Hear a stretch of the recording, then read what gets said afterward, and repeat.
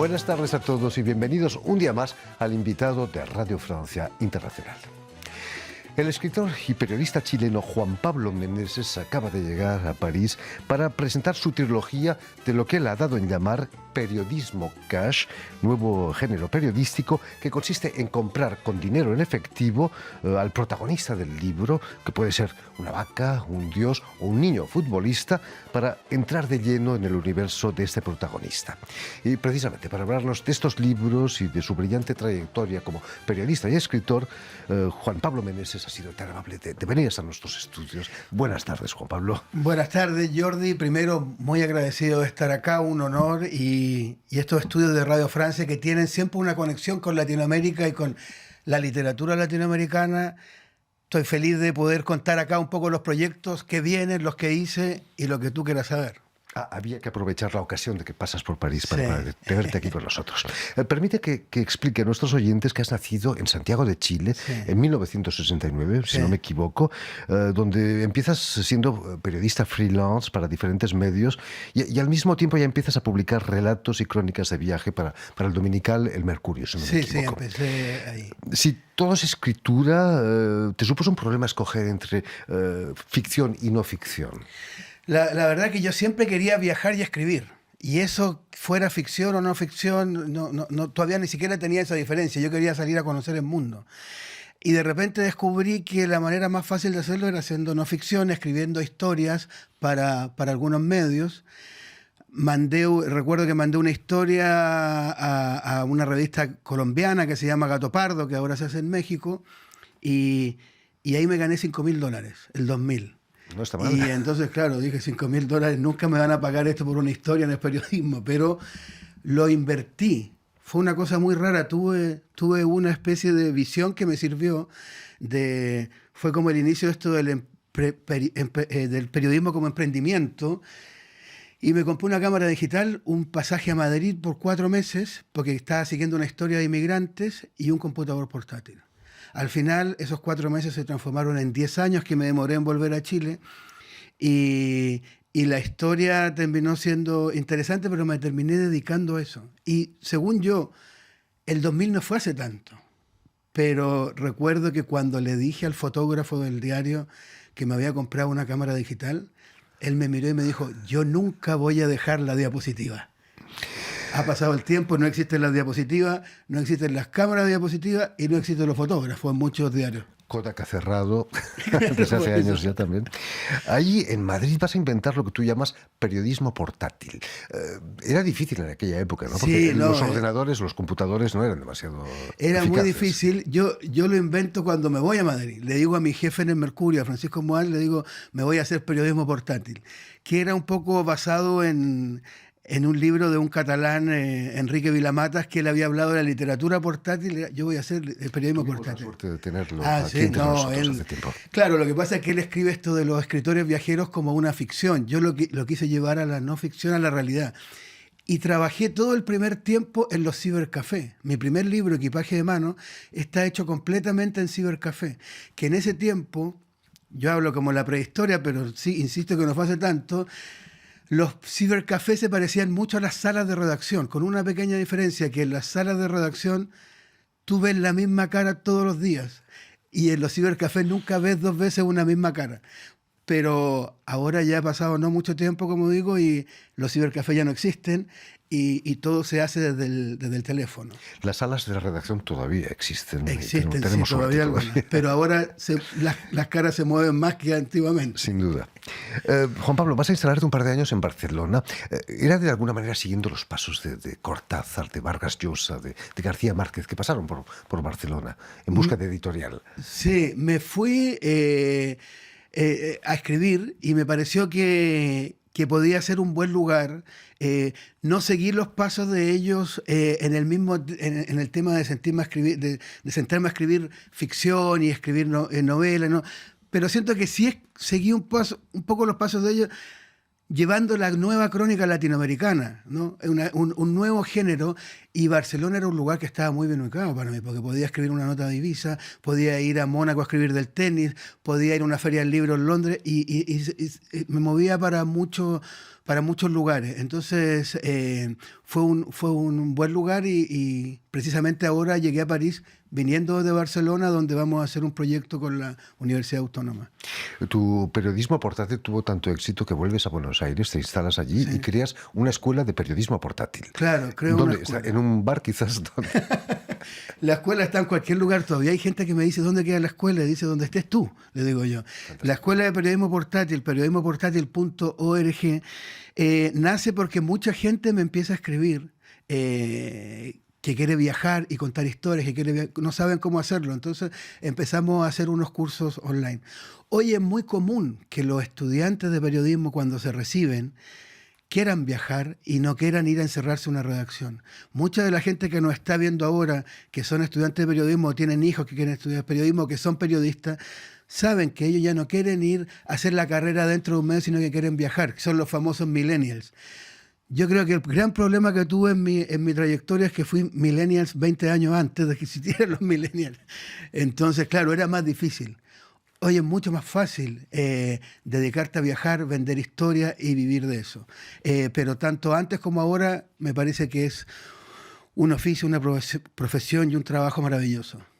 Cuéntanos, ¿cómo nace la idea del periodismo cash? ¿Fue allí en Argentina? Sí, claro. Ahí nace el origen. Esta trilogía del periodismo cash, que tú dijiste muy bien, consiste en comprar con dinero en efectivo al protagonista del libro, trata de mostrar de una manera diferente las historias.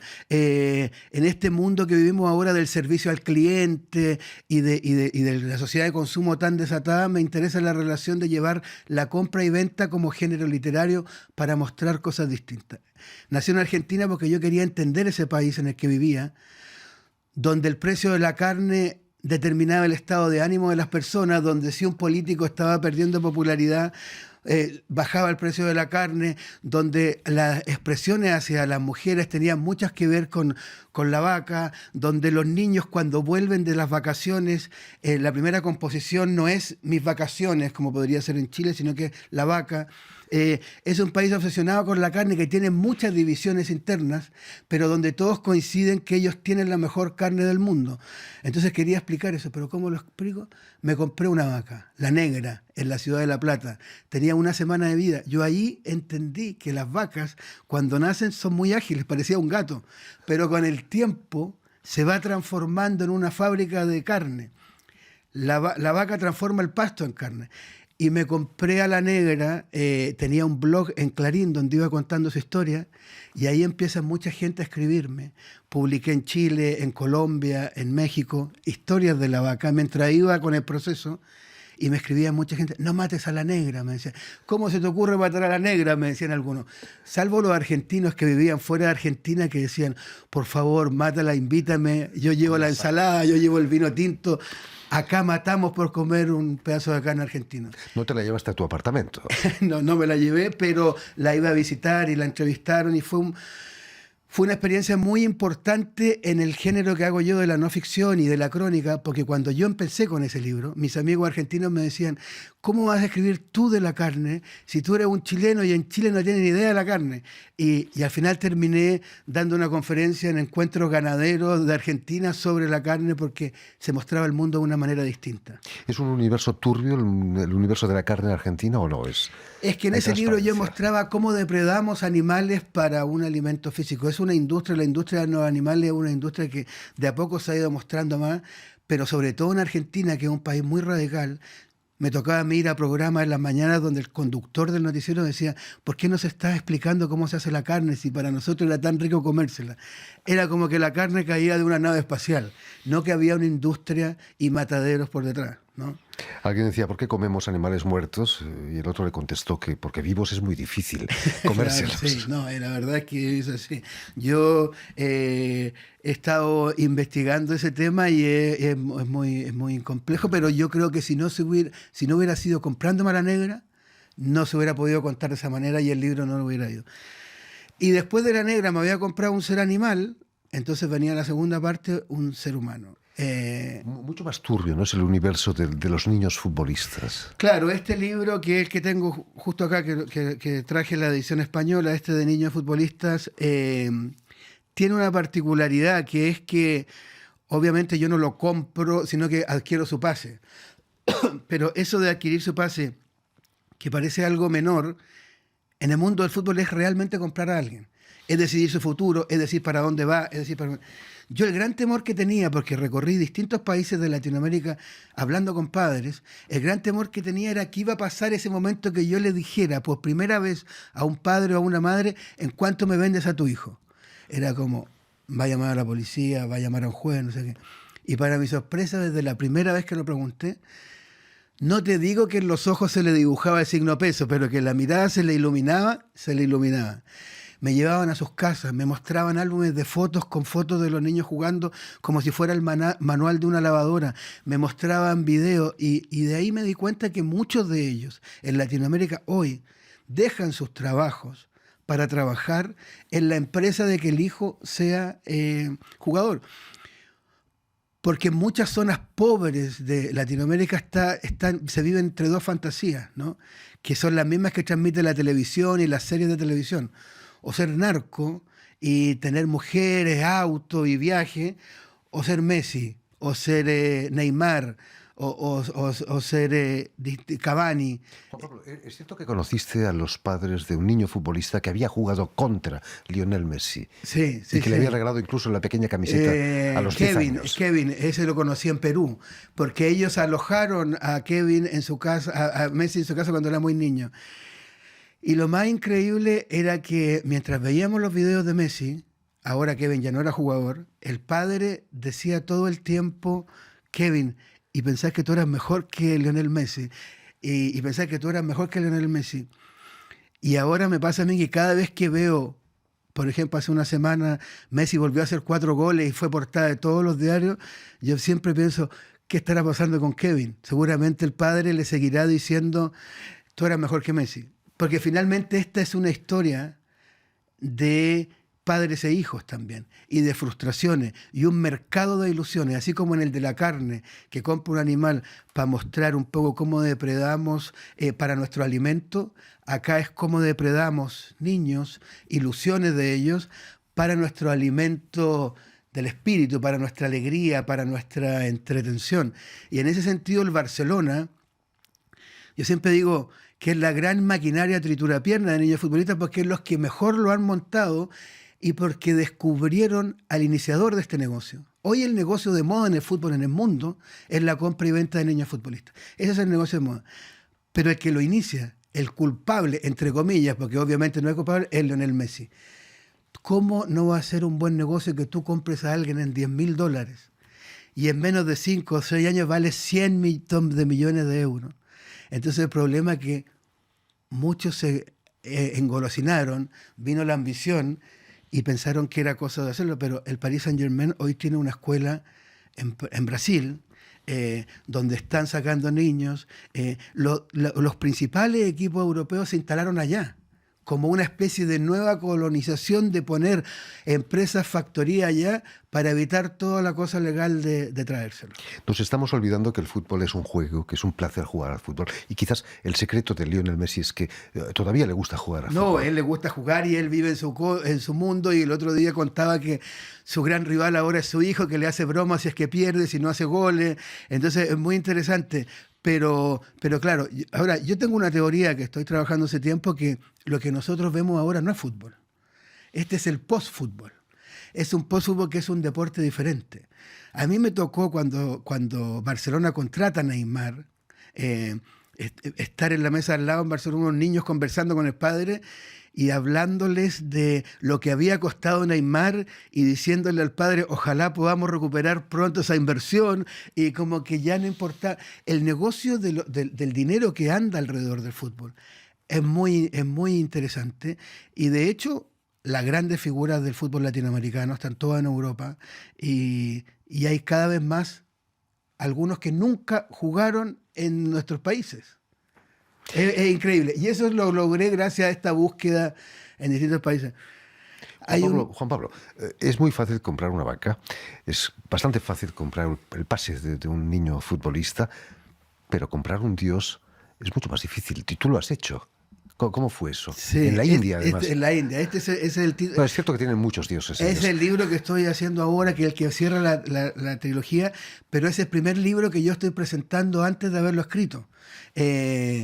Porque como yo hice el lanzamiento de esta religión en Times Square y salieron notas en Los Ángeles, en el New York Times, publicaron algo el libro, empezó a dar más entrevistas casi que por los otros libros, porque es un libro que estoy viviendo ahora. Esta misma entrevista que nosotros estamos teniendo es muy probable que sea parte de ese libro lo que me llama la atención de ese libro es lo que genera en lo que ha ido generando, ¿no?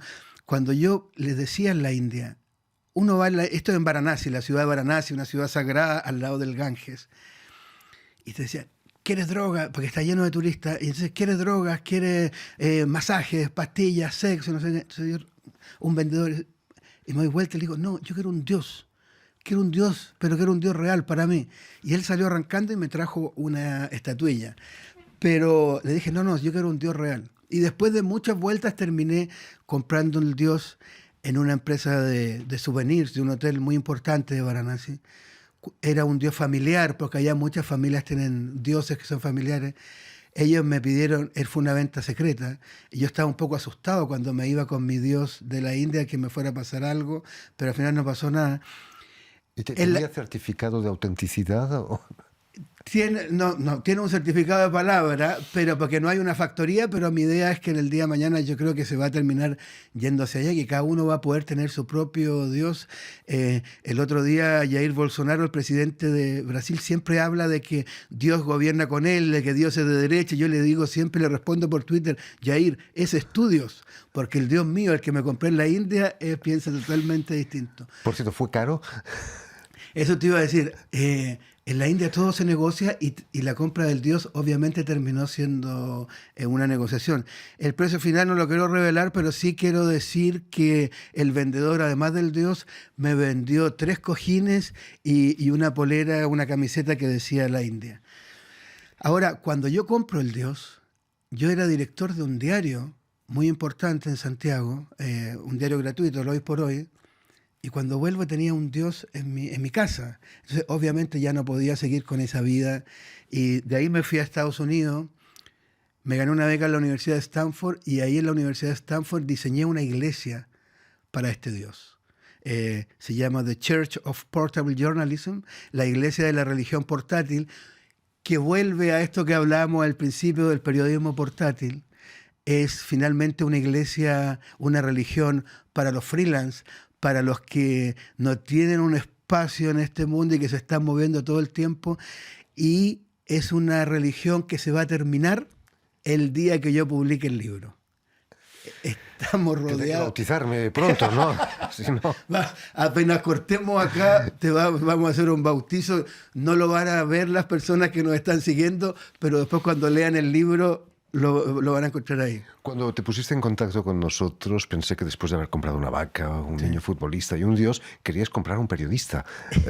Tú ya intentaste comprar políticos, me decías. Sí, eso es muy interesante. Yo hablaba con Yarna Musa, que es la corresponsal de Radio Francia en Santiago, que hizo el contacto, y claro, un poco cuando yo parto de que en este periodismo se compra el protagonista, una de las razones en las que parte este juego creativo, literario y de herramienta narrativa es que los periodistas están acostumbrados a ser comprados ellos. Entonces ahora, claro, y la gente cada vez cree menos en los periodistas o en las noticias porque se ha desarrollado un espíritu crítico hacia los medios que no necesariamente es malo, pero que responde muchas veces a intereses. Y claro, cuando yo ya había hecho los 2 primeros libros, el de comprar una vaca y comprar un niño, la gente me decía, ¿cuál es el que viene? Me decían, varias veces me dijeron, comprar una mujer para casarte, en África lo hacen, y no sé qué. Después me decían, comprar periodistas, me dijeron, comprar un planeta, no sé qué. Y en un momento salió el tema de comprar un político. Yo ya había comprado un ser humano, entonces pero me interesaba el tema de comprar un político y me reuní con 2 políticos. Me reuní con uno en Perú. Él me cobraba $500 por toda la campaña. Era una campaña en un pueblo muy pequeño donde yo quedaba a cargo de hacerle los discursos y administrar la agenda. Yo no estaba viviendo en esa ciudad, pero lo iba a hacer. Al final no llegamos a un acuerdo porque empezó a aparecer más gente, y lo otro fue en Argentina. Pero en Argentina fueron unas conversaciones muy preliminares y rápidamente empezó a entrar más gente, empezó a subir muy rápido la cuota, entonces ahí me salí rápido. Y en Chile no lo intenté porque en Chile estaba ya la grande empresa, ya habían comprado a todos los políticos, entonces no iba a poder... No hay mercado. No había mercado, estaba ocupado el mercado. Precisamente este sábado, en una librería parisina, en la librería Cienfuegos, vas a dar un taller de crónica literaria con el título de Cómo comprar un dios y armar una religión para escribir un libro. Vas a crear acólitos. Sí, a veces me preguntan, ¿tú qué eres de esta religión? Si eres el papa, el guía. Yo digo, no, soy el dueño nada más. Que es un lugar que podría estar arriba. Pero como te explicaba, esta religión va a terminar cuando yo publique el libro, porque hay muchas religiones que han partido de libros y que nos han llevado... Ahora en Latinoamérica estamos viviendo un fanatismo de las iglesias evangélicas con un conservadurismo que avanza muy grande, y eso lo hacen levantando en la mano un libro, ¿no? Que es la Biblia. Hemos visto en otras culturas cómo se levantan otros libros, el Corán.